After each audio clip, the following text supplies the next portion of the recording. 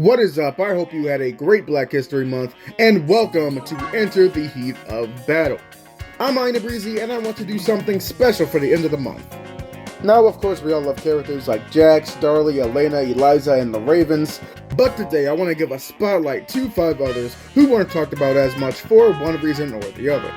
Alright, without further ado, why don't we get to our first character and... Go for it!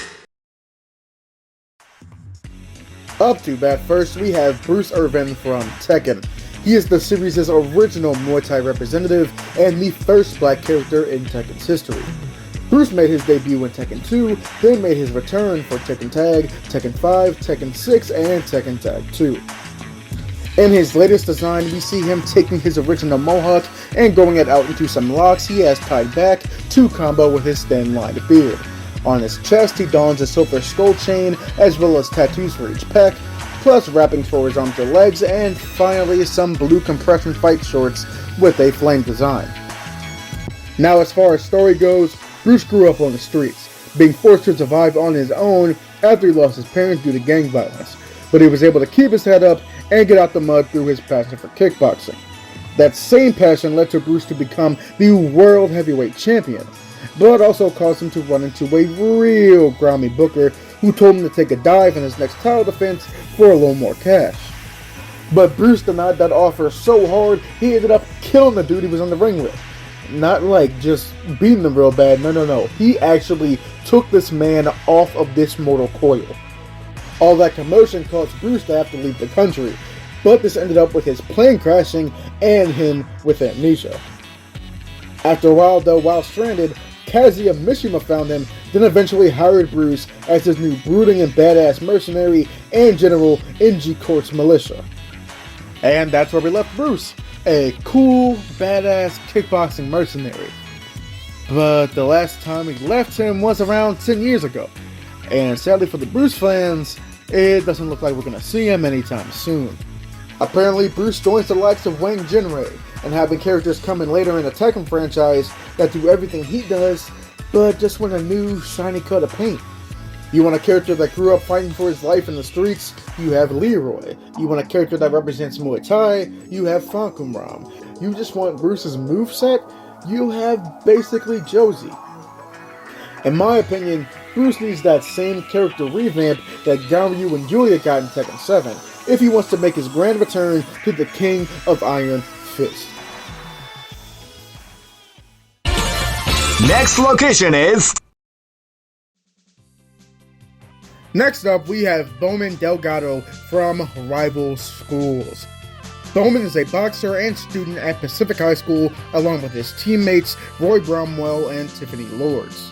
He is rocking with a boxed blonde mohawk, along with yellow boxing shoes and a blue and white two-piece suit to show off his absolutely massive hands. Bowman is a gentle giant, devout Christian, and heart of his team, with dreams of being a preacher one day. But he must put those dreams on hold for a little bit once the events of the first Rival Schools game comes out, because he must join Tiffany and Roy in investigating kidnappings that happened at their school. But their investigation is put to a sudden stop when it is them themselves who are kidnapped. But it's okay, because once Batu and the rest of the Pro Tag team gets there, they handle it and everybody gets to go home happy. After all that goes down, Bowman decides to stay in Japan so he can help create a stronger bond between Japan and the United States. I'm not sure exactly how a high school student is supposed to do that on his own, but more power to him. Now, the reason Bowman is sitting on the sidelines doesn't really have to do with him as a character as much as it has to do with this franchise. As in, his franchise is sitting about 6 feet under right now. You want to know the last time a Rival Schools game was released? Over 20 years ago. I was a baby when Project Justice came out. The very few Rival Schools crumbs we've ever gotten have been a few costumes and a single character in Akira returning for SF5. I mean, it's just... everyone saw Rival Schools as the Teen Titans to Street Fighter's Justice League, if you get what I'm saying, but evidently that just isn't the case. But the dev team for Capcom's fighting game division have been completely overhauled since the tail end of Street Fighter V, so maybe, just maybe we'll get to see Bowman and the rest of the rival school kids one day in the future. And oh hey, speaking of dead franchises, Next location is... that brings us to Grace from Fighting Vipers. Grace hails from Armstone City and she has been present in each entry in the Fighting Vipers franchise. I'm gonna be real here and say Grace probably has my favorite design out of all of the characters in this video. I mean, the motifs and aesthetics in Fighting Vipers are easily top 3 for me in fighting games. Grace has long curls pulled back into a ponytail while also wearing purple stylized protective padding with a black, orange, and white leotard underneath. Also a part of her outfit is a white pair of rollerblades, which are somewhat of a callback to her backstory where she trained to be a professional ice skater in high school. Her trajectory would change though when she found that her trusted coach ended up betraying her. Once this happened, she would switch up careers and go into the world of modeling.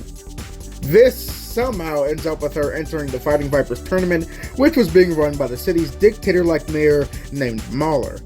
Because I guess one way to get over a breakup is to roundhouse kick somebody through a goddamn wall. During that tournament, Grace would band together with the rest of the fighters to take on Mahler and his dictatorship. This would, however, cause Mahler to respond by creating a second tournament called Dark Royale, thus causing Fighting Vipers 2. Because of her joining the fight against Mahler in Fighting Vipers 1, she would get bombarded with harassment during her modeling jobs. So Grace decides to put her name into the Dark Royale so she can get to the bottom of this mess. Now, like I said earlier with Bowman, it's not Grace's fault that she's been forgotten, it's all because her franchise has been forgotten. Though, unlike rival schools, Fighting Vipers has gotten absolutely zero love from Sega. But I won't act like I'm surprised. But there is a small sliver of hope, because when Sega announced their huge lineup of remakes, there was a little and more section pictured. So fingers crossed we get to see Grace and the Fighting Vipers cast once again. Next location is... Now getting back to a series with actual games still coming out, let's give a shout out to Kai from Mortal Kombat. Kai hails from Earthrealm and made his debut in Mortal Kombat 4. Then he would go on to be playable in MK Gold and MK Armageddon. In his latest design, you can see him changing his hair into cornrows, as well as having a Kenny Omega Harley Race type beard, plus his classic white markings on his arms, and the most early 2000s video game armor I have ever seen in my entire life. Kai was born in Detroit, and would later in his life go on to become a Shaolin monk as a part of the White Lotus Society and train with series protagonist Liu Kang.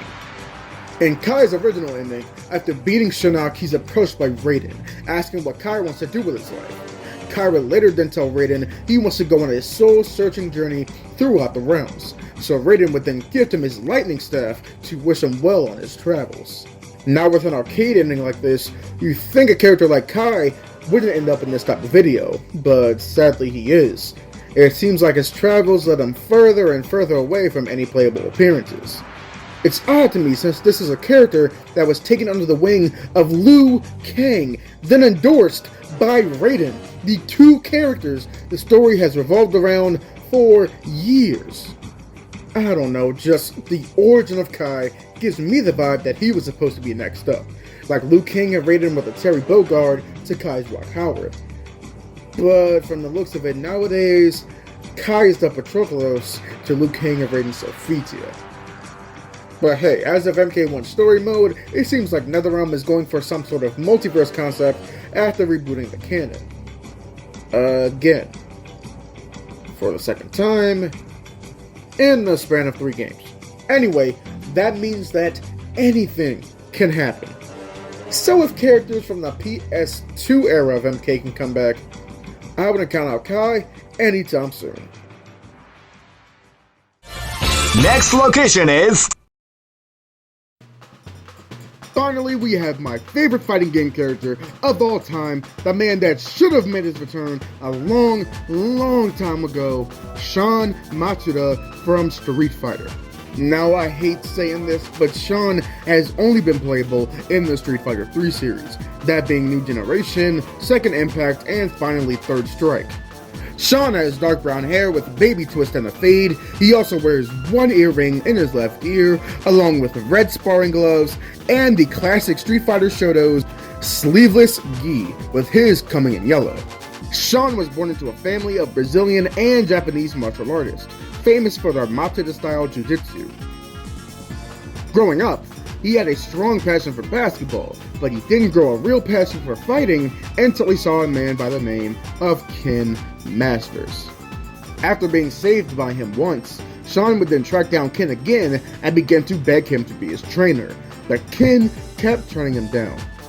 But eventually, Shawn would wear him down and cause Ken to finally accept him as his student. Well, kinda. You see, Ken is already pretty damn busy raising a kid with his wife, and also is just a little annoyed with Shawn never leaving him alone. So he gives Shawn a mission. Find Ryu and defeat him, and don't come back until he's done so. Once Shawn is able to find Ryu, he challenges him over and over and over and over and over and over and over again, but after every battle, Shawn would end up falling flat on his back. Feeling disheartened after his constant defeats, Shawn would set out on his own to train for over a year by himself. Shawn's training would soon lead him to being in the same tournament as Ken, but they would never end up fighting, however, because Shawn would be taken out in the early rounds and Ken would end up winning the whole thing. Ken would offer Shawn the trophy, while also offering up some advice. Try to stop being the next Ken Masters, but try to be the first Shawn Matsuda. To take his mentor's words to heart and turn down the trophy that he was offered, because he believes one day he would win a trophy of his very own. Now, I genuinely believe the biggest shame that we face as human beings on this planet Earth is that Shawn has not made his return to a Street Fighter game in years.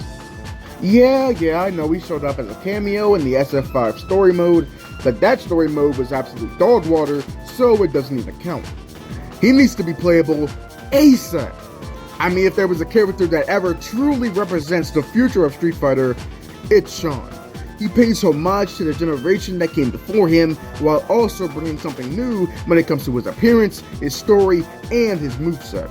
But like I said with Bowman, there's a new generation in charge of Capcom's fighters. I don't see what I did there. So I'm going to be praying every night, one day, they'll pull the trigger and give Shawn another chance in Street Fighter 6. And, cough. If you guys at Capcom need any ideas for a new design for him, I made one right here, just saying.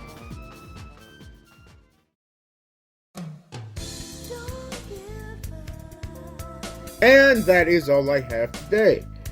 I want to thank you for tuning in. I hope you enjoyed this little rundown of some characters that I hope get some more love.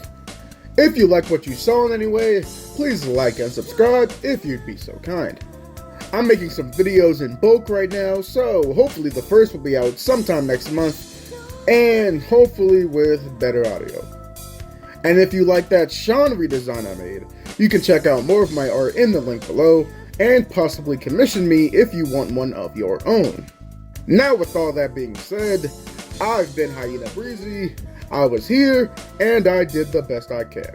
Later. I know that you'll be back.